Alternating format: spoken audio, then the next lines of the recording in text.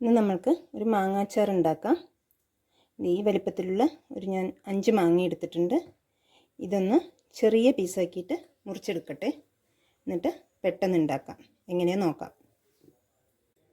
മാങ്ങയെല്ലാം ഇങ്ങനെ ചെറിയ പീസാക്കിയിട്ട് മുറിച്ചെടുത്തിട്ടുണ്ട്. ഇനി നമ്മൾക്കിതിലേക്ക് കുറച്ച് ചേരുവകൾ ചേർത്ത് വയ്ക്കാം. ഇതിലേക്ക് നമുക്ക് ഉപ്പ് ചേർക്കാം, ഇനി മുളക് പൊടി ചേർക്കാം. 1 സ്പൂൺ ഉലുവ പൊടിച്ചത് ചേർക്കുക. നന്നായി മിക്സ് ചെയ്ത് വയ്ക്കാം. ഇതിവിടെ ഇരിക്കട്ടെ. ഇനി നമുക്കിതിലേക്കുള്ള ബാക്കി ചേരുവകൾ റെഡിയാക്കാം. നമുക്ക് കുറച്ച് നല്ലെണ്ണ ഒഴിക്കാം. എണ്ണ ചൂടായിട്ടുണ്ട്. കടുകിടാം. കറിവേപ്പില ചേർക്കാം.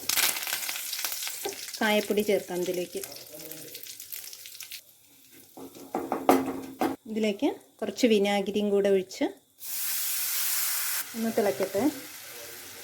സ്റ്റവ് ഓഫ് ചെയ്യാം. മാങ്ങയിലേക്ക് ചേർക്കാം. മിക്സ് ചെയ്യാം.